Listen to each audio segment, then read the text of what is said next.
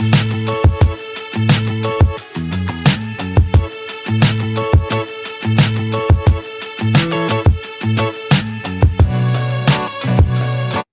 this video, we're going to understand how to use the XOR function. What is the XOR function? How can we use it in different scenarios? So the first step is I'm going to let's understand what the XOR function does. And to understand it, I'm going to type XOR, then I type true, comma, true, I get false. That's quite interesting. How do I give two truths and I get a false? Let's try again. XOR. If I give it maybe false and the true, it gives me true. How come? Then, if I give it all false, it gives me false. So you'll observe that when both are true, it is false. When both are false, it is false. But when one of them is true, it is true. Let's explore more. Now here I'm using 2, but it can also take 3. So if I say XOR, I say true, true, true. Guess what? This one is going to return true. Then if I say XOR, I say false, true, true. Guess what? This one is going to return false. And if I say XOR and I say true, false, false, guess what? This one is going to return true. Now, this could be quite confusing and wondering, how can I give it true to false? It gives me false. How do I give it truth? And it gives me false. Here is the secret. The XOR function counts the number of odd truths. What do I mean? If I put here true, how many truths are in this statement? It is only 1. Then the question you ask yourself, is 1 an odd number or an even number? 1 is an odd number. So if it is an odd number, the number of odds, if they are odd, the number of truths, if they are odd, it returns true. That's why we get true. Okay? When we come here, the number of truths, how many are they? 1, 2, 3. Is 3 an odd number? Yes. That's why it turns true. So if the occurrence of odd numbers is true, is the occurrence of true, it gives rise to an odd number. Like here, there are 3 odd, and 3 is an odd number. Therefore, it is going to return true. If the truths, for example, if I change this to false, now the truths are 2. Is 2 an odd number? No. If it is not, it is going to return false. That's why it returns false. So when it is only 1 true, and 1 true is an odd number, it will return true. Like in this case here, they have true, false, false. So there is only 1 true, and 1 is an odd number, so it will return true. It can be quite confusing, but that's what it is. It counts the number of odd numbers that arise from the truths that are appearing. Hope that is clear. If not clear, we shall get clear as we do more examples. Now let's look at use cases of the XOR function. Now, You can use it in the first case. I'm going to demonstrate how you can use it in the conditional formatting. I have a list of fruits here: apples, pineapples, oranges, mangoes, passion, and oranges. And our objective here is to go through that list and highlight anything that is apples or oranges. As long as we have an apple or an orange in this list, highlight that. That's our objective. And so we are going to use XOR, and then we are going to say if this guy here is equal to apples, either apples or oranges, if one of those, that is A2, is either an apples or oranges, then return true. And when it returns true, you can see the true already here. And when it returns true, then it will be highlighted. Drag this down. You'll observe that where I have apples, it returns true. Where I have oranges, it returns true. And any other case, like this mangoes, is false. Passion fruits, this is false. Oranges is true. So it can be used to test either, if there are two variables, either of the two. Again, how does this work? Now, when it checks this, it will find out that apples is true, oranges is false. And as I said in my beginning, that now here, how many truths do we have? We have one true because apples is true, this one is false when we are checking this cell. So as long as we have one true, one is an odd number, it will return true. If I had something else here, and false, okay? So when I come here, the second pineapples here, let's analyze and understand this. X whether A3 has apples, there is pineapple, so it returns false for the first one. Is it oranges? No, it returns false. False, false returns false.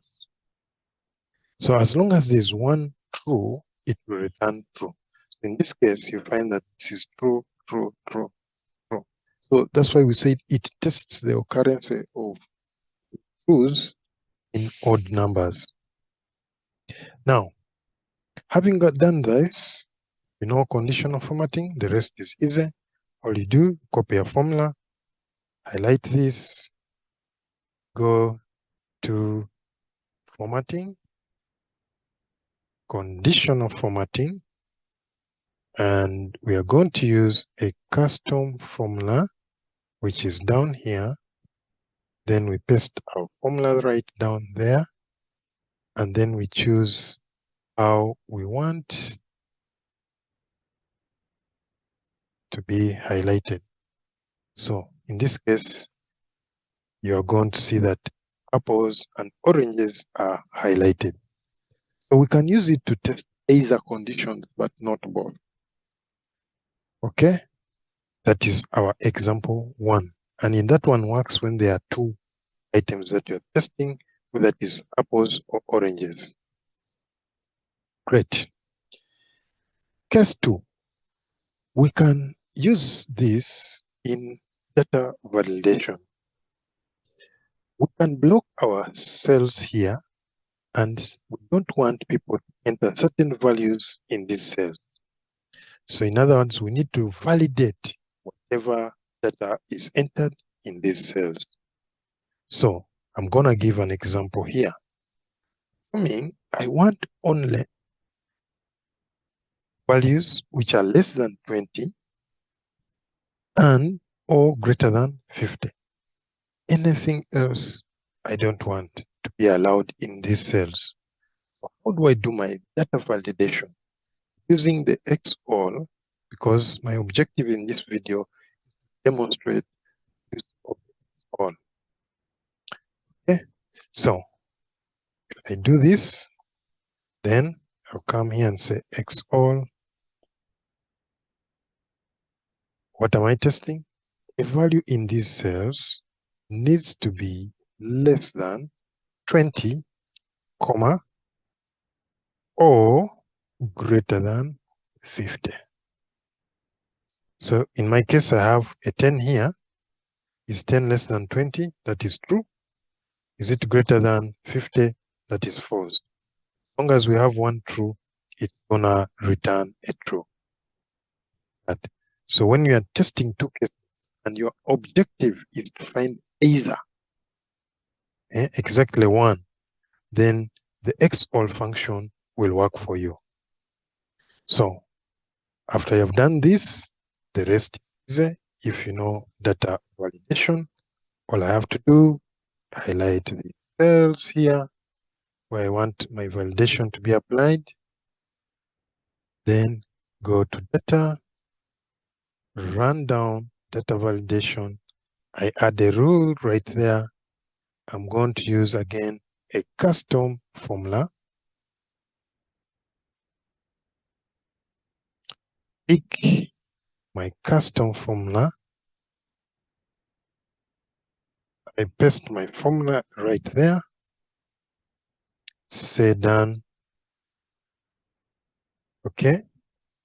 Now, if I want to, let's see what's happening. Advanced options. You can choose either to show a warning or to reject input. Show a warning, a red line will appear. Reject input, value you input will totally be rejected. So if you're very strict, go by reject input and say done. Now, these cells here, I cannot enter a value that is between 20 and 50. All other values are allowed because my conditional formatting formula says allow values that are less than 20 and greater than 10. So if I pick a value between 20 and 50, that value is going to be rejected. So if I pick 30 and try to type it there, 39, there you go. We get data you entered in cell B3 violates the data validation rules set on this form. Okay, so I try another one between even 20. It says less than 20, meaning that 20 can also not be allowed. If I try that, you see B totally violates the data validation rule. So this way, I can control what people input in these cells. And I'm utilizing the XOR function for this. That is case number 2. Okay, let's move on. Now, case number 3. I'm going to combine the filter function and the XOR function to accomplish. So, what do we want to do? What we want to do is we have a list of all our employees right there. And then we had trainings this year and last year. So in the column B, we have the people who attended last year's training. So this is a full list of all our staff.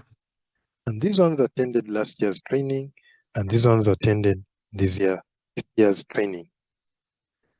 The boss comes to you and say, hey guy, I know you have the list of people who attended last year and staff who attended this year, and I want you to find out those who did not attend both. In other words, they attended one. One is an odd number. Remember, occurrence of one. We can use the XOR function to accomplish this. So he says, give me those who didn't attend both. Those are the ones I'm interested in. Why? Because they have to explain why they didn't attend both. Okay, let's see how we can go about this. We are combining the XOR and the filter function. So the first thing is we're going to check using the count if function. We say count if, and what I'm going to do, I'm going to give it this range,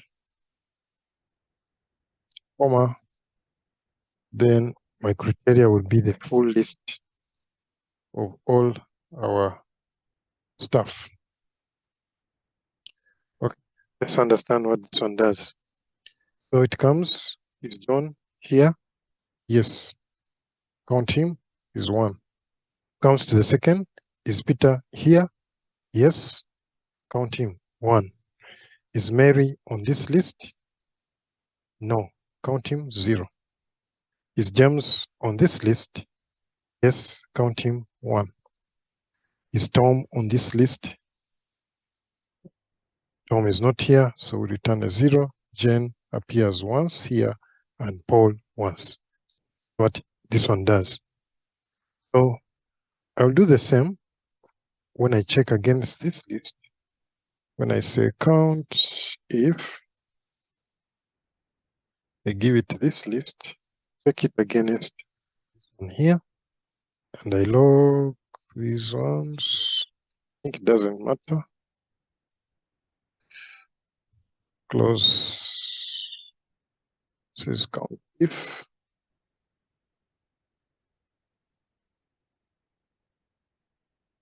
C against A, which is this.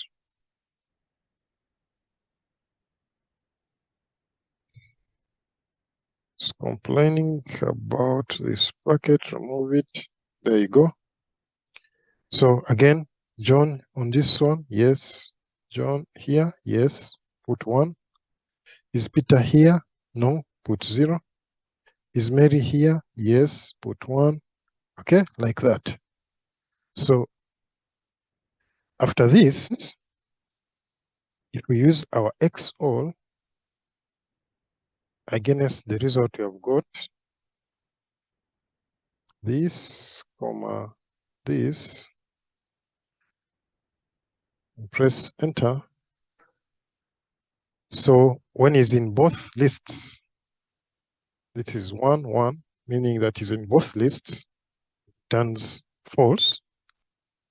When is in one list, this Peter, second one list, not here, true. Mary is not here, but is here, that is also true. This James is here, true. So our objective is find out those that did not attend both. And the truths here tell us those that did not. Now, having done this, the rest we just filter using our filter function. The first argument of the filter function is what we want to return. From this list based on these conditions. So it's going to pick out the truths. Using those truths, it filters this list here. So I press enter. Then you see that Peter is on one list. Remember, our interest is to find those who did not attend both. In other words, they attended one. So we have got Peter. Peter is on this, but not here. We got Mary. Mary is on the second training, but not the first one. James is on the first, but not the second. So using our XOR function, we have been able to filter and combine it with the filter, be able to find the people who did not attend both. As from my examples, you should notice that the XOR is good if you are testing two things, either, not both. For example, this both leaves it out, either. These ones become true. Again, another both leaves it out. So if you have such a scenario, think about using the XOR function. Now, in the last example, the last 2 I was testing 2 conditions using the XOR. Now I'm going to test 3 conditions. So we have a case here where we have a name of the different people who visited different cities. And our objective is to find out the person who visited exactly one city, and that one city should be either New York, London, or Paris. Assuming you have a very long list that they give you, and they say, go into that list, tell us the people who visited exactly one place, and that one place should be New York or London or Paris.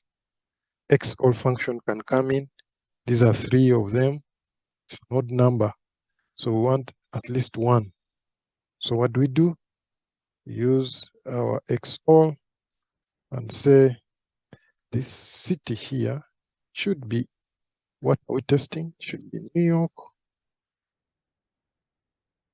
like so, comma, or this city should be London, like so, or this city should be Paris.